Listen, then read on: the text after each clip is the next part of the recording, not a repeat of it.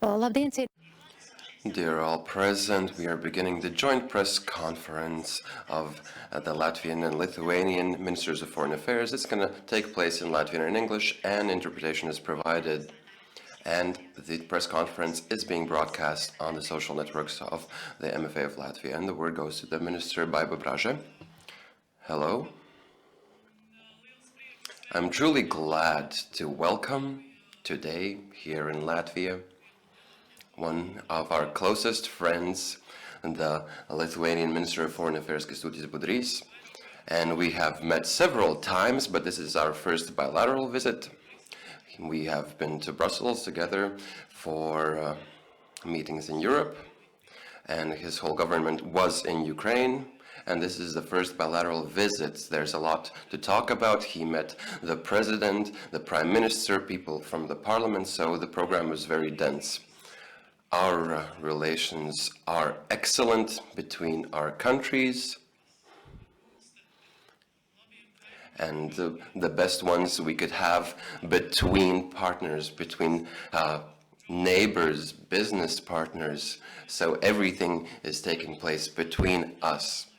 And in this sense, I think the common interests in the Euro-Atlantic region, and including relationship with America, which have to be strengthened, NATO working in the EU with the Lithuanian presidency approaching, UN questions, energy cooperation, so-called hybrid threats, where there's not a lot of hybrid, they're actually quite specific threats. So a whole program of consultations, discussions. So thank you for your visit, and we will continue working together.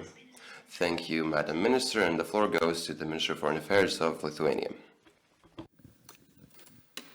Dear Baiba, dear friends, thank you for a warm welcome here in Riga, in Latvia, as you mentioned. Yes, it's my first bilateral visit as the Minister of Foreign Affairs. We went with the whole government to Ukraine, but as the Minister, that's my first destination.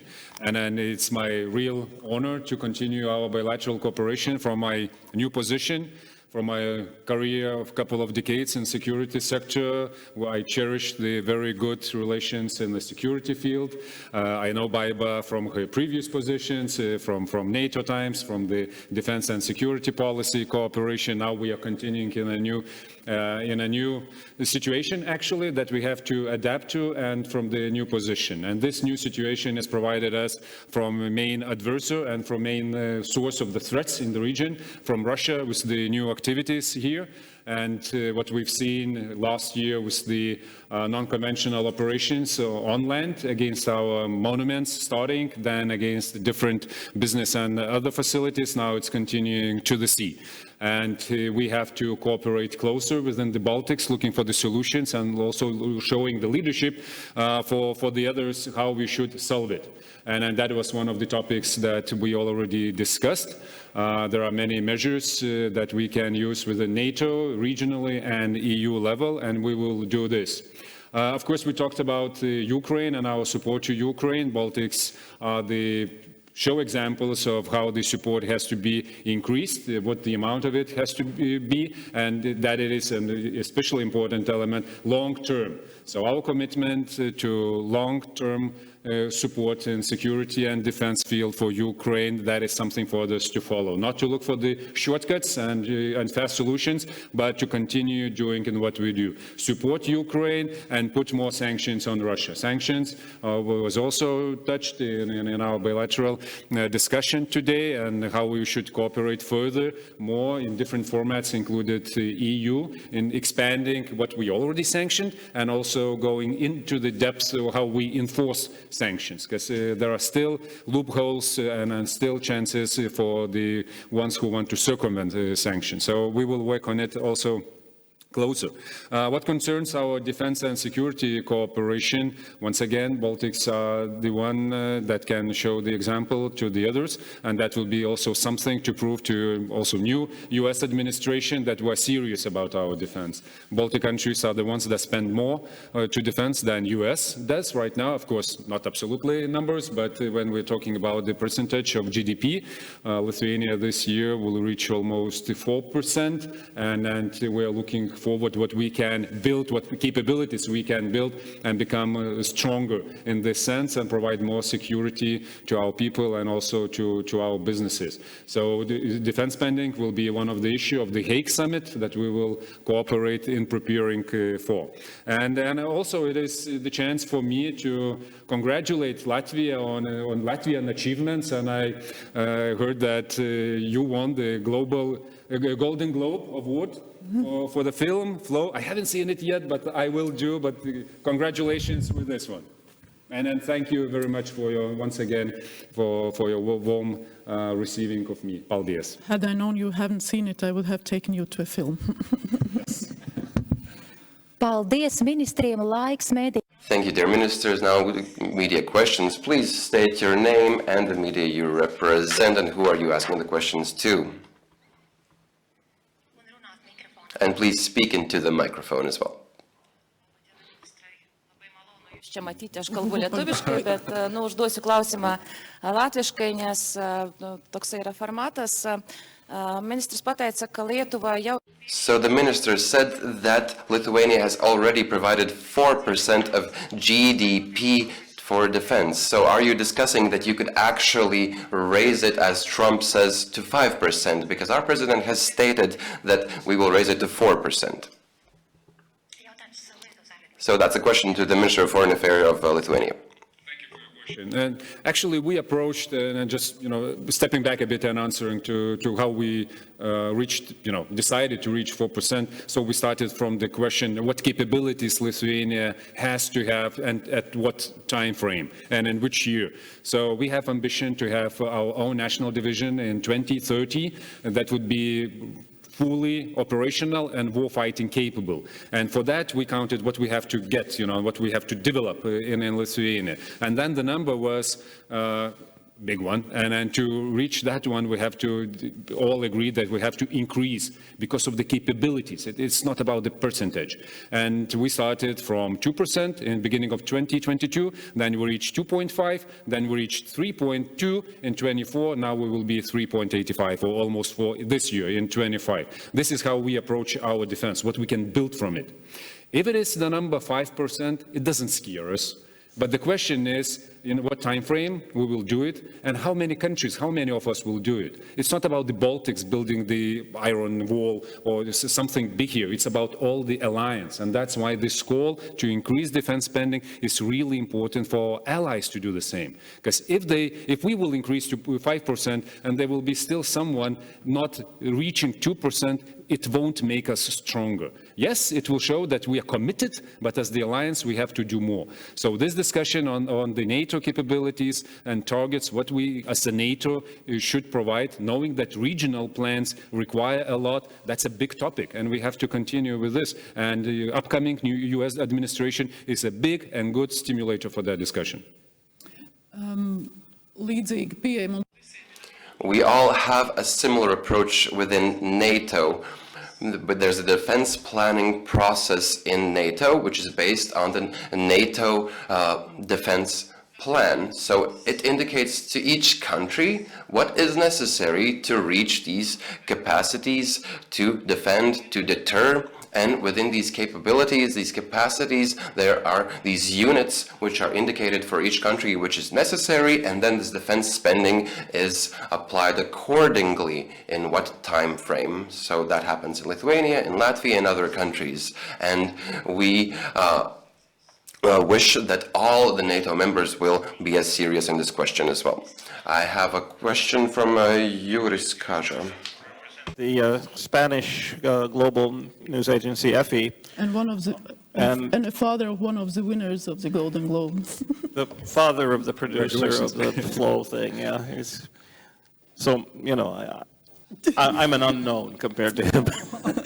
Anyway, all eyes are on the incoming Trump administration, and the incoming Trump administration has already done something that could be considered a hostile act against a fellow NATO country, that is to lay claim to Greenland and to not rule out the use of military force to acquire Greenland. And he has also talked about, this would be to our minister here, that annexing our main ally in the NATO operations here in Latvia, Canada. Will you support some kind of joint NATO or European Union position to point out to the incoming American president that maybe this is not the way things are done? Listen, hypothetical ideas, controversies and questions is not something that Latvia's foreign minister will go into commenting.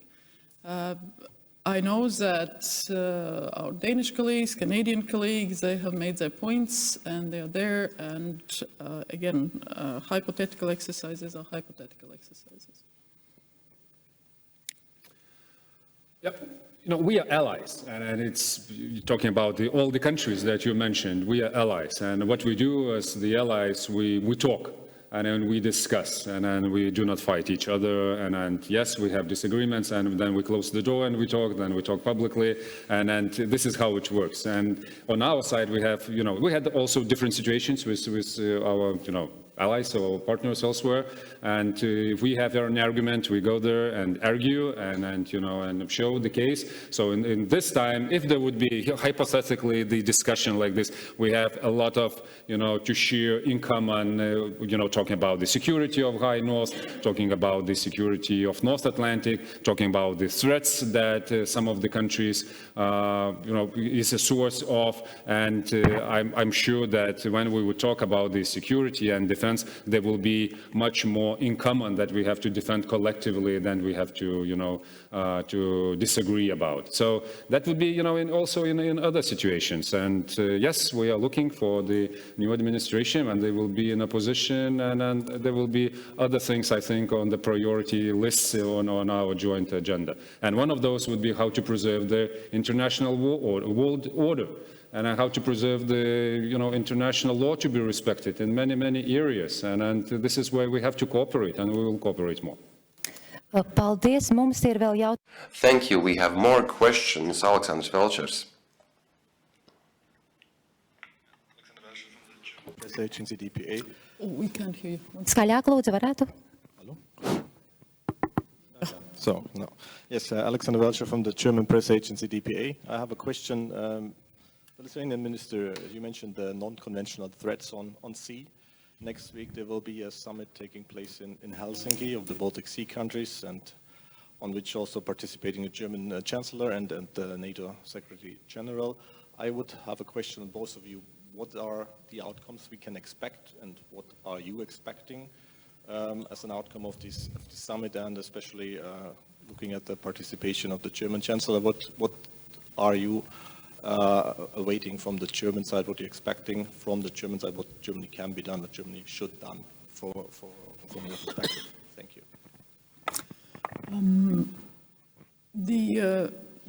I would say there are several layers of issues that you have raised.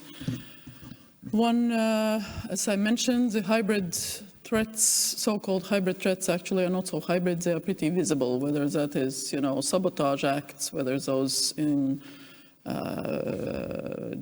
Berlin, there were killings, you know. So there are various activities that are happening. Even cyber attacks, you know, they are not just hypothetical attacks. They are concrete decisions, actions by individuals. So, and very clearly, just a response is not sufficient. What is needed is very high level of situational awareness. So the closest collaboration within the countries among security services, with the private sector, civil society, journalists, researchers, and so on and so forth. It's literally understanding in a due time, being ready and understanding what is happening. And the same among the allies, especially among the allies in this case, if we speak about critical undersea infrastructure among the allies around the Baltic Sea. With Sweden and Finland joining NATO, of course, that has greatly increased. So the intelligence cooperation, the knowledge and understanding, if we speak about, again, the undersea threats, the undersea infrastructure and protection. So understanding what are we talking about, what cables are we talking about, what ships are we talking about, indicators, very clear understanding who can be in the risk zone. Second element is deterrence, and that deterrence can be military, non-military, posture. You know, there is a variety of measures that our civilian military actors can use. And third is indeed, when necessary, punishment, attribution, and everything around that. So I would say the three packaging. Of course, on top of that, we also have to understand that international law needs to develop, because there are conventions. There is the Convention on the Law of the Sea. There is a tribunal. Nothing has been tested. Nothing has been sort of tried around these type of situations. So probably that is another venue that needs to be advanced in our joint work, both within the region, but also within NATO and other forums. But there are concrete decisions with regard to the ships you would have heard also, you know. So that's what we would expect also from Germany: internal resilience, internal understanding.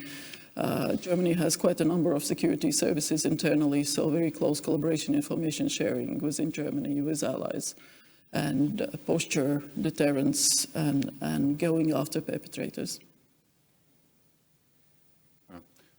Continuing on the whole situation, of course, we have to see it in a broader process of escalating from Russia's side. So that's what it was. And of course, it's related to our support to Ukraine. It's related to overall Russia's stance against the West as they understand it. And our lack of response, and we have to have this clear linkage between lack of response to previous situations where we're getting now, and lack of reaction to what was happening already in continental Europe and elsewhere with the kinetic sabotage operations from Russian institutions and their agents. We saw it in the military framework that was within the military threats, so now they're escalating further into the sea. And we have to take it as it is. So yes, this awareness has to be not only about the facts, but about the context and about whom we are seeing on the other side. And seeing our vulnerability is also very clear. So what has to be done is just better understand what's happening in the Baltic Sea. And it's not the only shadow fleet that is the instrument here, but also the capabilities that Russia developed for decades to disrupt the critical infrastructure under the sea and elsewhere. So they have this capability, and they will use it when it will be needed. When it will be needed, they will decide, because till now they have this still political initiative and escalation initiative on their side. So we have to have the instruments to see what's going on in the Baltic Sea, even if it is the very shallow sea, but we still do not know each capabilities that are moving around. And it's not only about the underwater, it's also about the civilian ships that are used for covering intelligence activities, for collecting intelligence of the coastal countries. So first thing, recognizing and controlling what is happening in the sea. The other thing is, of course, recognizes what's going on with the civilian fleet and the shadow fleet in the Baltic Sea. That's the main gateway to the world for Russia's oil exports still. There are hundreds of ships leaving the Baltic Sea that are not safe, not secure for the environment and for our critical infrastructure. And be it the lack of the insurance, being lack of the competence of the crew, or being, other intentions behind it, with the state actors behind it. This is a big instrument and big source of our insecurity. So what we have to do, we have to sanction more of those ships, and we have to control more what is happening in the Baltic Sea. So it has to be a topic. So what we are doing about it, because they're going into the Baltic Sea and leaving the Baltic Sea through the straits that are within the NATO territory, talking about the Danish Straits and the others. Whether international regulation and our coastal regulation allow it, we have to assess, and that's another topic. Whether it is enough or not for the future regulation, we have to be very open and about it. If it limits ourselves in reaction, we have to amend it. That's how we should approach, because we cannot be only adapting and seeing what's new from the Russia's side is served towards us. So that would be, also part of it, because the Baltic Sea is a very specific one. It's really shallow, and that's the sea where you can disrupt with the anchor, and you cannot do it, somewhere in the blue water, somewhere in the ocean. That's in the Baltic Sea that you can do, and that's the Baltic Sea that is surrounded by the NATO countries that Russia see as the enemy of their intents to review the whole European security structure. And then, finally, our reaction and response. So reaction, we will see already tomorrow from the NATO, a bigger presence here in the Baltic Sea. It has to be done also in the future to show that we have steel on the water, we have the instruments to counter it, but not only to counter, but we have to show that we have the measures to respond, and not symmetrically. We are not the country like Russia, we will not disrupt and cut the connections, but we have to show that its interests can be also vulnerable to our joint activities. And if we won't do this time, if we won't provide, the options also publicly to Russia's side, it will continue. It will escalate further. So now we are dealing with the critical infrastructure underwater. So tomorrow we will deal with something else if we won't stop with our concrete response measures. I think a good example would be when there was a sabotage act here. There was an attack against the Occupation Museum when a sort of explosive was thrown into it. Our security service was able to identify perpetrators within a few hours, I think within 24, 36 hours, and actually take them in within another day, because they had very good awareness and understanding on the overall situation. And I think there are areas where that is more difficult, like in cyber. It always takes much longer time to identify the perpetrators. But again, it is possible. And as more we share, as more we understand with each other on what is happening, as better it is. And especially with the private sector, because many of these cables are actually managed and owned, and data is private. Belongs to private companies. So NATO established within its maritime command already in 23 a special unit on critical undersea infrastructure protection to establish that safe space of exchange of data between the interagencies, private and public sectors, to make sure that these risk profiles, whether those are ships or other entities, civilian, shadow, and so on and so forth, actually are sort of analyzed and known. So we encourage countries and companies to share that information with our NATO Maritime Command. We have an opportunity for the last question. Ginsa Moliņš, Latvian Television. Latvian Public Television, LTV. A quick question, more to the Minister of Foreign Affairs of Lithuania, about your neighbor Belarus. A comment on that. There's elections coming up this month, or so-called elections. There's also news that for the municipalities within 100 kilometers of Astravets power plant, there's again redistribution of iodide pills. So the level of threat from Belarus, has it changed anyhow recently? How do you assess that to Lithuania? Thank you. Thank you. Thank you for your question. Actually, there will be no elections in Belarus in January or anywhere in the future that we can foresee. This charade or reappointment event that will happen on 26th of January, it will be nothing familiar to elections, because the corrupt regime, they are just showing to the world how they can punish everyone or anyone who is against their will, and that is the very the very trend that started much before 2020, after the last rigged elections. And of course, we won't recognize anything that is there. And the very instrumental use of Belarus by Russia, that is also obvious trend in the recent years. With Belarus assistance to aggression against Ukraine.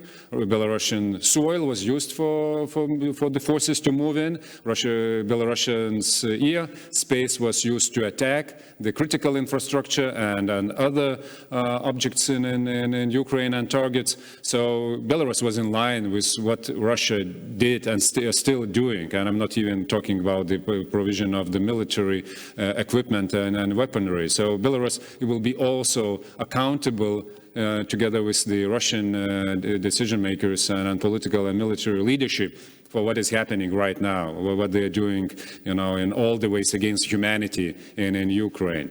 So the source of threat is obvious to Lithuania and to other neighbors. And not only neighbors, with the announcement of deployment of medium-range nuclear capabilities, dual use and also nuclear-capable long-range fires. That changes a bit the overall threatening posture of Russia and Belarus. And also remembering the announcements about the deployment of tactical nuclear weapon already last year. So, of course, it is now the platform to threaten the neighbors, and especially those that are in support, as Lithuania and Latvia, of democratic movement of Belarus, that supports the idea of free Belarus. And from these, geopolitical and strategic threats, we can go down to the very practical part, as we both countries saw already and still see the threat of illegal migration or the weaponizing of migration, down to the activities of Belarusian KGB against the Belarusian opposition in our country. So there is a full spectrum of the threats, and part of those are instruments of Russia. So we have to continue countering them, of course, strengthening ourselves, building the wall, building the procedures, and bringing more sanctions. So what concerns Belarus, we have to increase the tariffs for their for imports from Russia and Belarus. We have to also expand the sanctions what concerns different sectors that were still left uncovered, and we will have the very chance to talk about it at the end of January, just the very next day of this charade that will happen in Belarus. That on 27th during the Foreign Affairs Council meeting in Belarus, in Brussels. If I may respond in Latvian, yes. The Belarusian election cannot be considered an election. It's a ritual that is already predetermined with a predetermined outcome.